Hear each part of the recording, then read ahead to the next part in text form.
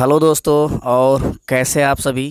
मैं आप सबका अपना अविनाश, आप लोग के अपने यूट्यूब चैनल द टैलेंट गुरु में आप सभी का स्वागत करता हूं। आशा करता हूं दोस्त आप सभी लोग अच्छे होंगे, मस्त होंगे, खुश होंगे, बिंदास होंगे और आप लोग की पढ़ाई भी बेहतर तरीके से चल रही होगी। जैसा कि आप सभी लोग जान रहे हैं कि सीटेट के लिए हम लोग का क्लास ये स्टार्ट हो गया है।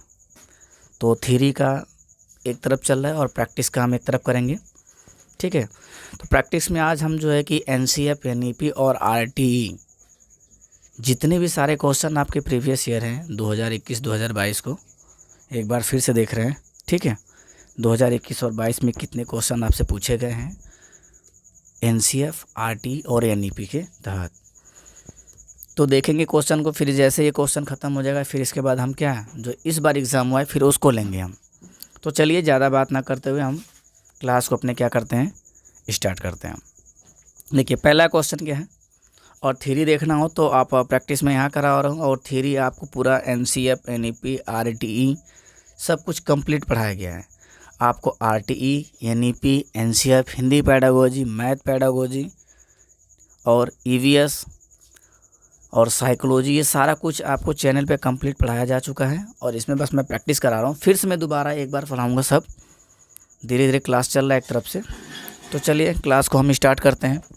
पहला क्वेश्चन हमारा क्या होने वाला, आप लोग पढ़ ही लिए होंगे, तो बताइए इसमें क्या आंसर होने वाला है हमारा। ये कह रहा है कि राष्ट्रीय शिक्षा नीति 2020 क्या सिफारिश करती है। बहुभाषिकता, बहुभाषावाद, एक भाषावाद, पाठ्यक्रम मानकीकृत, ठीक है, मूल्यांकन का मानकीकरण। मानकीकरण शब्द आ जाए कहीं और मानकीकृत आ जाए तो हम आपको बताए थे कि ये चीज़ें क्या होती हैं, गलत होती हैं। मानकीकरण और मानकीकृत का सेंस ये होता है कि कोई कोई मापदंड तैयार किया गया, क्या कोई एक मापदंड तैयार किया गया है। और एक भाषावाद का मतलब कहीं ना कहीं केवल का सेंस दे रहा है, ठीक है। तो ये कहीं ना कहीं एक भाषावाद आपका केवल का सेंस दे रहा है। मानकीकरण, मानकीकृत कहीं आएगा तो आपका क्या होगा, पेडागोजी में गलत होगा। इस बात को ज़रूर याद करके रखिएगा। और मैंने ट्रिक भी बहुत सारा कुछ बताया हुआ आपको, आप उस ट्रिक को भी अच्छी तरह से देख लीजिएगा, तब आपको पेडागोजी करने में थोड़ा आसानी होगी। चलिए तो अगले क्वेश्चन पर हम चलते हैं। अगला क्वेश्चन हमारा क्या होने वाला है, ठीक है। क्वेश्चन काफ़ी लंबा है तो हम थोड़ा थोड़ा करके देखेंगे एक तरफ से। पहले देखिए क्या बोल रहा है। राष्ट्रीय पाठचर्या रूपरेखा 2005 मानता है कि गणित में चिंतन और तर्कण का एक निश्चित तरीका आवश्यक है। यह दृष्टि चरितार्थ की जा सकती है। सबसे पहले तो आप इसको समझ लीजिए, चिंतन करना, ठीक है। चिंतन और तर्कणा क्या होता है, हमने बताया आपको कि चिंतन मानसिक विकास के लिए चिंतन करना आवश्यक है। अगर आप चिंतन नहीं कर रहे हैं, चिंतन क्या होता है, हमने बताया कि चिंतन करने के लिए कोई न कोई संकेत या चिन्ह होने चाहिए। आप चिंतन तभी कर पाएंगे जब कोई न कोई आपको क्या संकेत दिया जाए, या तो कोई न कोई क्या हो, चिन्ह हो। बिना चिन्ह या बिना संकेत के चिंतन पॉसिबल नहीं है। और जब तक आप चिंतन नहीं करेंगे भैया, तब तक समझिए आपका मानसिक या बौद्धिक विकास नहीं हो सकता। और चिंतन करने के लिए जिस माध्यम का हम सहारा लेते हैं उसे ही क्या कहते हैं हम, भाषा। उसे क्या कहते हैं हम, भाषा।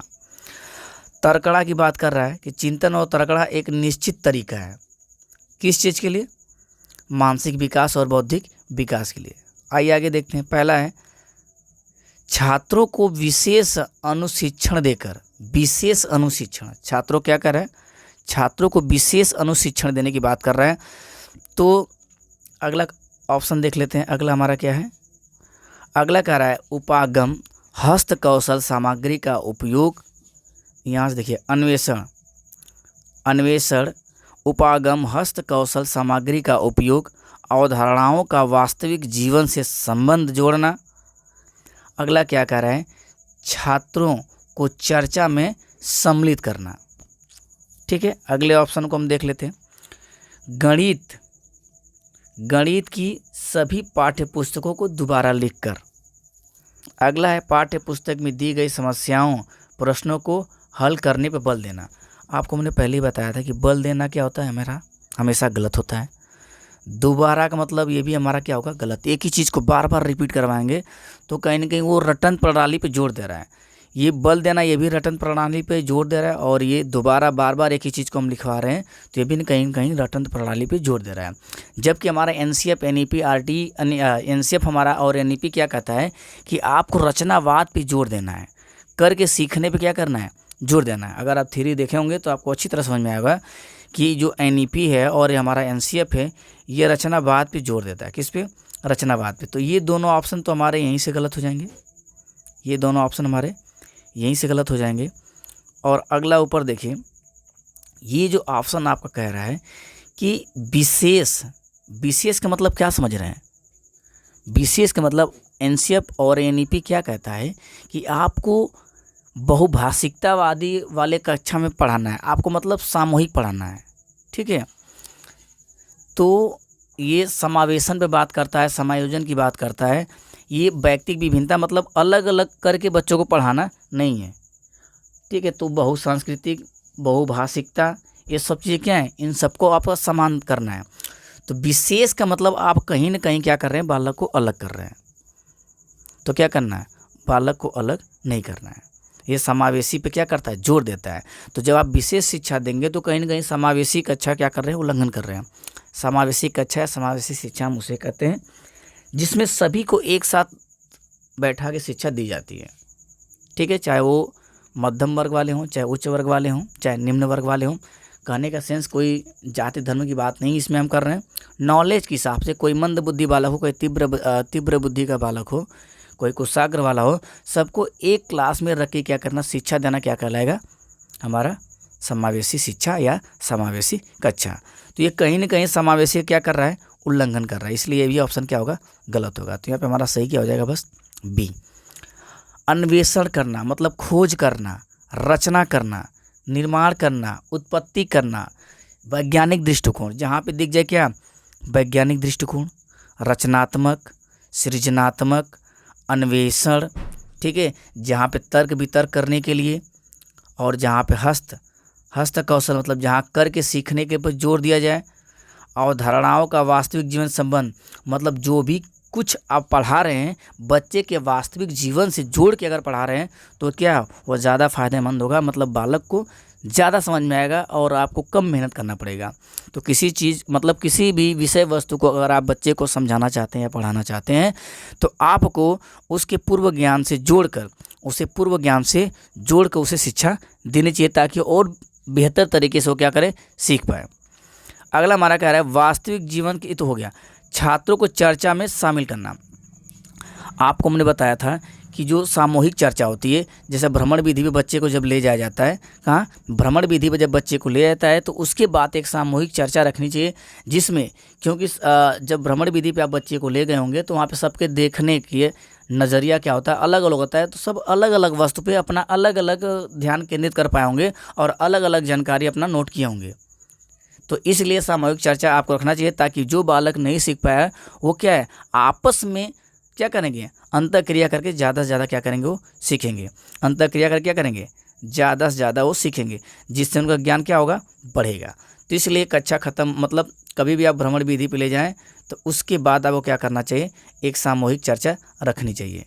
उससे क्या होगा, देखिए ये कुछ पॉइंट हैं जो हमने फैक्ट रूप में लिया था। कह रहा है कि ध्यान दीजिएगा, ये क्या बोल रहा है कि एनसीएफ पाठचर्या की रूपरेखा 2005 क्या करता है, ज्ञान को स्कूल के बाहरी जीवन से जोड़ा जाना चाहिए। जो कुछ भी आप पढ़ा रहे हैं उसको उसके घर परिवार और उसके समाज समुदाय से जोड़ के पढ़ाना जाना चाहिए। रटने वाली प्रणाली से क्या करना है, आपको मुक्त करना है। मतलब पढ़ाई को रटने की प्रणाली से अलग करना है, मतलब क्या करना है, रटन प्रणाली से आपको क्या करना है, मुक्त करना है। अब जो भी शिक्षा आप दे रहे हैं, जो भी आप पाठ्यचर्या, जो भी आप पाठ्य पुस्तक पढ़ा रहे हैं, उसको क्या है, पुस्तक तक ही सीमित नहीं रहने देना है। मतलब उसके बाहरी जीवन से जोड़ के पढ़ाना ताकि वो अपने जीवन में, अपने दैनिक जीवन में, अपने लाइफ में क्या है, उन चीज़ों को वो जो है यूज कर सके। ठीक है, तो आपको उसके दैनिक जीवन से जोड़ के पढ़ाना है ताकि, और उसका आपको उसकी उपयोगिता भी आपको बताना है कि उसका वो यूज कैसे करेगा अपने लाइफ में। अगला कह रहा है विद्यालय में दी जाने वाली शिक्षा को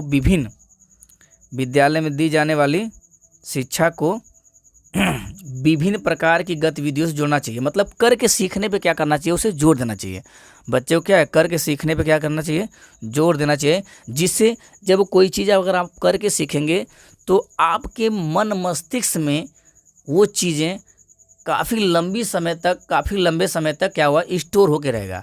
अगर उसके आप हिंदी के शिक्षण में हमने बताया था कि जब किसी बच्चे को उसकी मातृभाषा या उसके स्थानिक भाषा या उसके बोलचाल की भाषा या उसके रोज़मर्रा की भाषा में अगर आप पढ़ाएंगे तो जो उसके द्वारा जो जानकारी एकत्रित करेगा वो क्या होता है, सुरक्षित होता है और पल्लवित होता है। मतलब लंबे समय तक के लिए उसके मन मस्तिष्क में क्या होता है, अस्थायी होता है। फिर उसी के आधार पर नई चीज़ों की वो रचना करता है, चाहे नए चीज़ों के बारे में सोच सकता है, समझ सकता है, विचार कर सकता है, तर्क वितर्क करने की क्षमता उसके अंदर डेवलप होती है जब उसके पास पूर्व ज्ञान होगा। क्योंकि किसी भी समस्या का समाधान हम तभी कर पाते हैं जब उससे रिलेटेड कुछ हमारे पास जानकारी होती है। तो आपको कुछ भी चीज़ अगर पढ़ानी है, एनसीईआरटी और एनईपी ये कहता है कि आप बच्चे के पूर्व ज्ञान से जोड़ के पढ़ाइए। जब तक भैया पूर्व ज्ञान से जोड़ के नहीं पढ़ाएंगे तब तक बच्चे बेहतर तरीके से सीख नहीं पाएंगे। अगला क्या कह रहा है, अगली पॉइंट हमारी क्या होने वाली कि राष्ट्रीय मूल्यों के प्रति आस्वादन विद्यार्थियों हो तैयार और राष्ट्रीय महत्व के बिंदुओं को पाठ्यक्रम में शामिल। मतलब राष्ट्र के हित के बारे में भी क्या करना है, आपको उसके पाठ्य पुस्तक में क्या करना है, शामिल करना है। ठीक है, यहाँ तक बात आपको अच्छी तरह समझ में आ गई होगी। आइए अगले क्वेश्चन को देखते हैं क्या कह रहा है।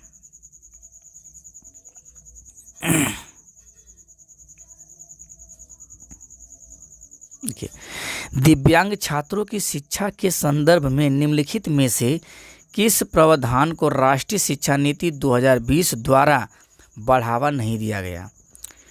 दिव्यांगों, किसको भैया, दिव्यांगों। दिव्यांग मतलब क्या होता है, जो किसी न किसी कारणवश क्या होते हैं, जैसे विकलांग को ही क्या कहेंगे हम, दिव्यांग कहेंगे। ये नहीं कि अब दिव्यांग छात्रों की शिक्षा के संदर्भ में निम्नलिखित में से किस प्रावधान को राष्ट्रीय शिक्षा नीति 2020 द्वारा बढ़ावा नहीं दिया गया। अब किसको बढ़ावा नहीं दिया गया है, इस बात को क्या करना, आपको ध्यान देना। कह रहा है इमारती ढांचा, मतलब जो दिव्यांग छात्र हैं उनके लिए क्या बड़ी बड़ी इमारतों वाला क्या आपको स्कूल बनाना है, उसके बारे में बात कर रहा है। कह रहा है प्रत्येक विद्यार्थी के लिए एक शिक्षा और निजी शिक्षक हो। मतलब जो कमज़ोर वर्ग, मतलब कमज़ोर वर्ग नहीं, जो कमज़ोर स्टूडेंट है, जो कमज़ोर विद्यार्थी हैं, उनको क्या करना चाहिए कि घर पे क्या करें, होम ट्यूशन लगवा लें, एक एक्स्ट्रा अध्यापक। अगर भाई साहब अगर आप स्कूल में पढ़ा रहे हैं तो आपका एक कर्तव्य बन रहा है कि बच्चे क्यों नहीं सीख पा रहे हैं, बच्चे क्यों नहीं सीख पा रहे हैं। आप ये नहीं कहेंगे आप स्कूल में किस लिए तैनात हैं कि बच्चा जाके अलग से होम ट्यूशन करे, कोचिंग करे, तो फिर आपके स्कूल में पढ़ाने का क्या फ़ायदा। आप सैलरी किस लिए ले रहे हैं, पढ़ाने के लिए ले रहे हैं ना। तो अगर आप पढ़ाने के लिए सैलरी ले रहे हैं तो उसका भैया जो है कि आप मेहनत करिए उसके प्रति, ताकि बच्चों को अलग से कोचिंग और होम ट्यूशन लेने की ज़रूरत न पड़े। अगला कह रहा है कि अनिवार्य विशेष शिक्षा। अनिवार्य विशेष शिक्षा का मतलब क्या समझ रहे हैं, अनिवार्य विशेष शिक्षा का मतलब हम जो दिव्यांग बच्चे होते हैं, चाहे जो विकलांगता होती है, चाहे जो लिंग पूर्वाग्रह है, ये हमारे समाज ने ही बनाया है। जो विकलांग होते हैं, चाहे किसी कारणवश, चाहे आँखों से हो, चाहे पैर से हो, चाहे हाथ से हो, चाहे सोचने समझने की क्षमता जिसके अंदर कम हो, जो मंद बुद्धि बालक हों, तो जितना वो होते हैं उनको उतना तकलीफ़ नहीं होता जितना हम उनको बार बार कहते हैं। तो ये विकलांगता जो शब्द है, चाहे दिव्यांगता जो शब्द है, चाहे लिंग पूर्वाग्रह जो शब्द है, ये कौन, हम ही लोगों ने कह सकते हैं। जो हमारे समाज है, हमारा समाज ही इन शब्दों को दिया है। तो इसको क्या करना है, ख़त्म करना है। ये हमारी पुरानी अवधारणा। जैसे किसी काम को अगर आपके सामने बार बार नेगेटिव कहा जाए तो ऑटोमेटिक आपके माइंड में आ जाता है। हमने आपको बताया कि जो हमारी मानसिकता होती है, हमने आपको बताया कि जो हमारी मानसिकता होती है ये कैसे बनती है। हमारे आसपास, पड़ोस, घर, परिवार, समाज, समुदाय में जो चीज़ें हम डेली बार बार देखते हैं, बार बार सुनते हैं, वही हमारे मन मस्तिष्क में क्या हो जाता है, धारण हो जाता है, और उसी से हमारी मानसिकता क्या होती है, बन जाती है। इसीलिए वो चीज़ बार बार क्या होती है, किसी के बारे में कोई अगर सही बात कही जाए तो भी हमें वो गलत लगती है। वो इसलिए गलत लगती है क्योंकि उससे रिलेटेड, उस पर्सन से रिलेटेड सारी जानकारी हमको नेगेटिव मिली है और हमारे मस्तिष्क में वो चीज़ें नेगेटिव बैठ चुकी है। अगर वो अच्छा काम करेगा तो भी क्या है, वो गलत ही कहलाएगा। जैसे मैं कह सकता हूँ कि मान लो कोई कोई घर में क्या है, कोई मान लो गांव में चोरी कहीं हुई है तो एक पर्सन पहली बार चोरी में पकड़ा गया, दूसरी बार पकड़ा गया, तीसरी बार कहीं भी चोरी होगा तो उसी का नाम है। क्यों? क्योंकि बार बार हमारे मन में क्या है, ये चीज़ें आ गई हैं, हमारे वो मन में आके हमारे मस्तिष्क में धारण होगी। मतलब हमारे आसपास जब भी चोरी होती है तो बार बार उसी का जिक्र होता है। तो जब हमने बताया कि जब किसी को कोई भी चीज़ अगर बार बार हमारे सामने होती है, चाहे हमारे आसपास होती हैं, चाहे जिसको हम सुनते हैं या देखते हैं, वो धीरे धीरे क्या होता है, हमारे मन मस्तिष्क में बैठ जाता है और वो हमारा क्या होता है, मानसिकता में धारण हो जाता है। तो कहीं तीसरे घर भी चोरी होगी तो नाम हम उसी का लेंगे। तो यहाँ पे आंसर हमारा क्या हो जाएगा, यहाँ पे हमारा आंसर सही होने वाला है। यहाँ पे हमारा आंसर क्या सही हो जाएगा कि अनिवार्य विशेष शिक्षा, ठीक है ना। तो कह रहा है दिव्यांग हाँ, इसी को क्या है शामिल, ये कह रहा है नेगेटिव पूछ रहा है, को बढ़ावा नहीं दिया गया, मतलब ये ही वाला हमारा क्या हो जाएगा, ये गलत है, लेकिन ये वाला हमारा क्या हो जाएगा, सही हो जाएगा, ठीक है ना। जो समावेशी की बात कर रहा है ना, तो समावेशी में सभी को जोड़ के चलना है, एक साथ चलना है। तो जब सबको साथ लेके चलना है, एक साथ जोड़ के चलना है, एनसीएफ और एनईपी कहता है। तो इसीलिए भैया इस शब्द का यहाँ पे विरोध हो रहा है कि यहाँ पे चीज़ें क्या होंगी, समावेशी की जब बात की जा रही है तो कहीं न कहीं ये शब्द क्या कर रहा है, हमको उन सब चीज़ों से अलग कर रहा है जो एनईपी और या एनसीएफ जो बात करती है। आइए अगले पॉइंट को देखते हैं। राष्ट्रीय पाठचर्या रूपरेखा 2005 के अनुसार गणित पाठचर्या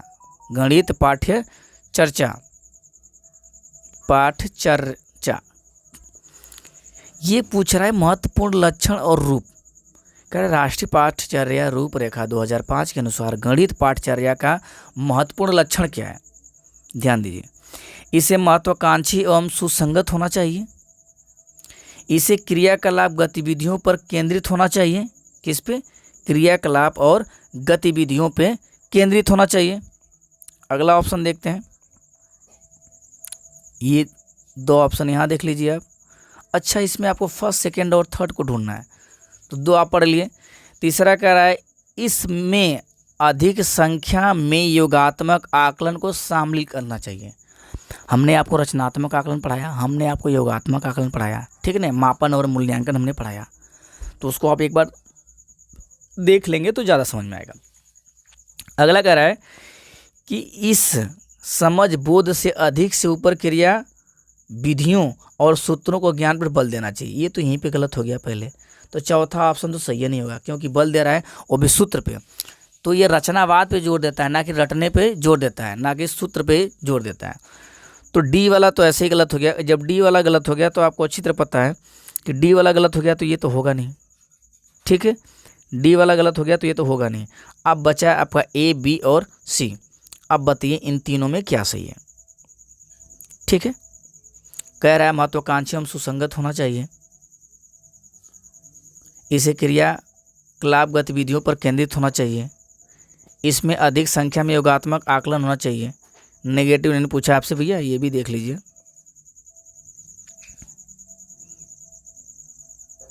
ऐसा ना हो कि आपसे नेगेटिव पूछा हो, ध्यान दीजिएगा।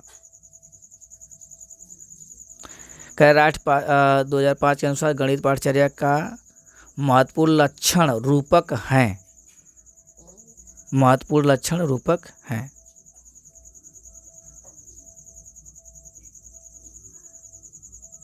तो कह रहा है इस बोध, यहाँ पे इसको क्रिया विधियों और सूत्रों के ज्ञान पर बल देना चाहिए।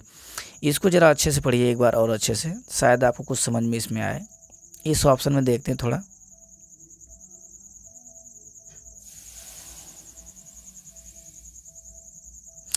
ये कह रहा है इसे समझ बोध से अधिक से ऊपर क्रिया विधियों और सूत्रों के ज्ञान पर बल देना चाहिए।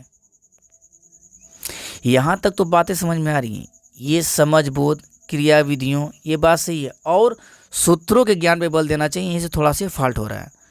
और आगे देखते हैं, ये सुसंगत वाला सही है, ठीक है। ये कह रहा है इसे क्रियाकलाप गतिविधियों पर केंद्रित होना चाहिए, क्रियाकलाप, ये भी बात सही है। इसे योगात्मक वाला आपका सी वाला क्या हो जाएगा, गलत हो जाएगा। लेकिन आपसे क्या पूछा है, चूज द करेक्ट आंसर, ठीक है।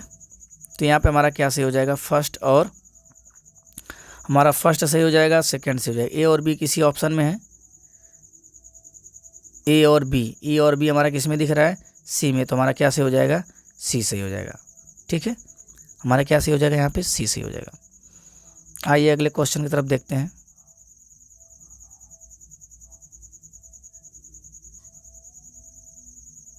ये तो इजी क्वेश्चन आप कर ले जाएंगे, पढ़िए इसको। राष्ट्रीय शिक्षा नीति 2020 पूरे देश के लिए प्राथमिक स्तर पर किस भाषा को निर्देश के माध्यम से प्रस्तावित करती है? अंग्रेजी, हिंदी, संस्कृत, मातृभाषा। आपको हमने अच्छी तरह पढ़ाया है कि यहाँ पे क्या से होगा भैया, आपका यहाँ से होगा क्या, मातृभाषा। जो प्राथमिक शिक्षा है उसमें आपका मातृभाषा लिख के आए, आपको स्थानीय भाषा लिख के आए, क्या लिख के आए, स्थानीय भाषा, या आपको लिख के क्या है, बोलचाल की भाषा, हमने अभी बात की। आपको लिख के आए क्या, स्थानीय भाषा, बोलचाल की भाषा, मातृभाषा, या क्या लिख के आए, रोजमर्रा की भाषा। अगर ये कहीं दिखेगा तो ये सारा हमारा क्या होगा, सही होगा। आइए अगले क्वेश्चन पे चलते हैं।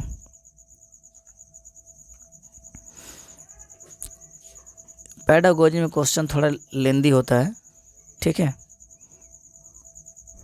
ये क्या कह रहा है इसमें कि राष्ट्रीय शिक्षा नीति 2020 में निम्न में से कौन सा कथन प्रस्तावित है? मातृभाषा में शिक्षित होना शैक्षिक और प्रौद्योगिक उन्नति में बाधक। अभी हम बात कर रहे थे कि ये सहायक है, ठीक है। विद्यालय को बच्चों को अंग्रेजी भाषा की प्रथम भाषा के रूप में सीखने और बोलने के लिए प्रोत्साहित करना चाहिए बोलने और सीखने के लिए। लेकिन ये कह रहा है कि प्रथम, तो ये प्रथम भाषा नहीं है, हमारा क्या है, द्वितीय भाषा के रूप में इसे माना गया है एनसीएफ में। तीसरा क्या है कि बाल विद्यार्थियों के लिए बहुभाषी होने के उच्च संज्ञानात्मक लाभ है। हाँ, अगला कह रहा है द्विभाषी उपागम विद्यार्थियों में उलझन पैदा करता है और सीखने में बाधा। नहीं भैया, इसको आप ध्यान समझिएगा कि जो समावेशी कक्षा इस समय ज़्यादा मतलब एनसीएफ और एनईपी किस पे जोर दिए हैं, रचनावाद पे जोर दिए हैं, और ये समावेशी पे जोर दिए हैं। समावेशी जो कक्षा होती है, चाहे शिक्षा होती है, चाहे बहुभाषिकता होती है, ये सब क्या है, अध्यापक के लिए तो चुनौती काम करता है। ये सब कक्षाएं क्या होती हैं, अध्यापक के लिए चुनौती होता है, लेकिन बालक के लिए क्या होता है, संसाधन होता है। क्योंकि बच्चा एक ही जगह आके ज़्यादा से ज़्यादा भाषाओं का उसे ज्ञान हो सकता है, ज़्यादा से ज़्यादा संस्कृति का ज्ञान हो सकता है उसे। तो इसलिए इसका क्या करना चाहिए, सम्मान करना चाहिए। इससे क्या होगा, उसके संज्ञानात्मक लाभ का मतलब होता है कि उसके जो संज्ञान मतलब जो उसके ज्ञान पक्ष है, उसका ज्ञान पक्ष क्या बढ़ेगा, उसका ज्ञान जो है बढ़ता जाएगा। उस संज्ञान का मतलब होता है, संज्ञान का मतलब जो हमारे ज्ञान में हो, संज्ञान मतलब जो हमारे ज्ञान में हो। तो ज्ञानात्मक पक्ष मतलब हमारा ज्ञानात्मक पक्ष जो है क्या है, सोचने समझने तर्क वितर्क करने की क्षमता हमारी क्या होगी, बढ़ती जाएगी। तो इसलिए यहाँ पे हमारा क्या सही हो जाएगा, सी सही हो जाएगा, ठीक है। यहाँ पे क्या सही हो जाएगा हमारा, सी। अगले क्वेश्चन को देख लेते हैं।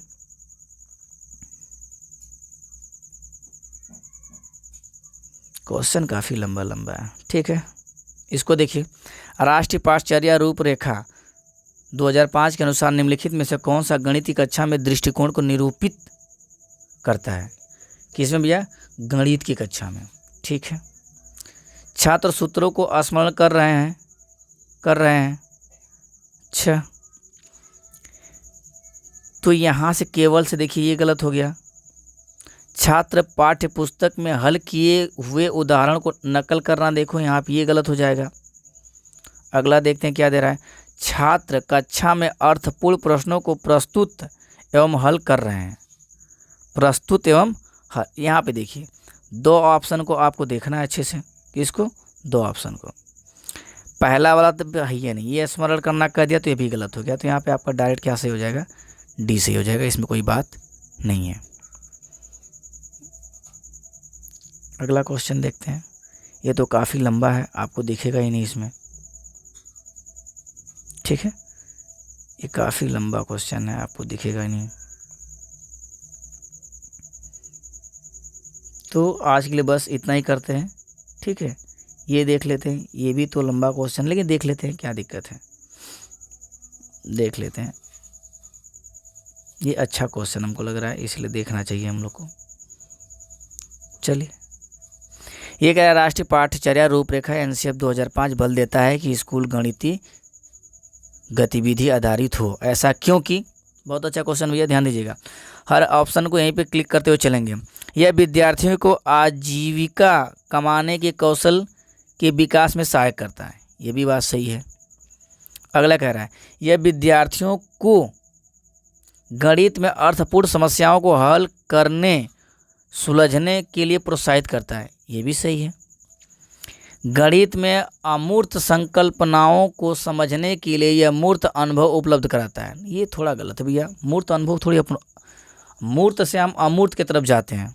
गणित अमूर्त होती है, लेकिन हम गणित पूछे क्या है तो आप लोग कहिएगा अमूर्त, मूर्त मत कहिएगा। गणित क्या होती है, अमूर्त होती है, लेकिन उस अमूर्त चीज़ को ढूंढने के लिए अमूर्त चीज़ों क्या करते हैं, इस्तेमाल करते हैं, मतलब यूज करते हैं।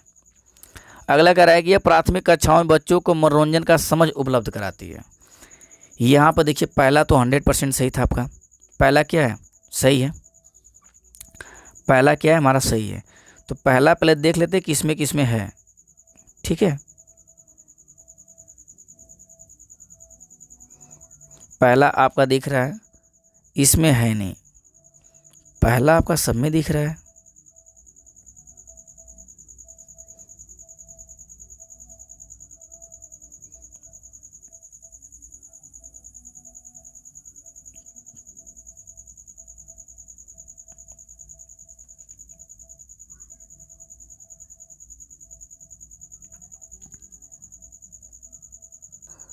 यहाँ पे पहला तो हमारा सही हो गया।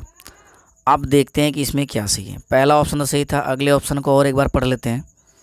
इसमें हमारा जो ये है, ये आपका जो डी है, ये तो क्या हो जाएगा, गलत हो जाएगा। आपका डी क्या है यहाँ पे, गलत हो जाएगा। पहला देखिए इसमें भी, पहला इसमें भी है, और पहला इसमें भी दिख रहा है, और पहला नीचे वाले में भी दिख रहा है, और पहला लास्ट वाले में भी दिख रहा है। तो और देखते हैं अगला ऑप्शन और क्या, डी को ही चेक कर लेते हैं। यह प्राथमिक कक्षाओं में बच्चों को मनोरंजन का समझ उपलब्ध कराती है। किसमें दिख रहा है, डी वाला आपका डी में भी दिख रहा है। तो मनोरंजन की बात अभी नहीं करते हैं, आगे आते हैं। इसके अमूर्त वाला, तो ये अमूर्त सी भी आपका क्या हो जाएगा, सी भी हमारे हिसाब से क्या होना चाहिए, गलत होना चाहिए। और एक बार देख लीजिए आप लोग अच्छे से।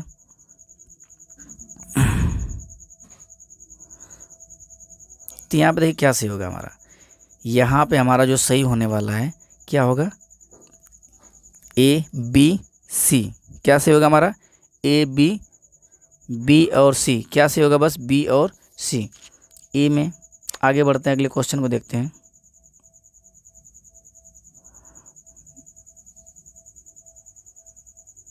इसमें आप बताइए क्या सही होगा।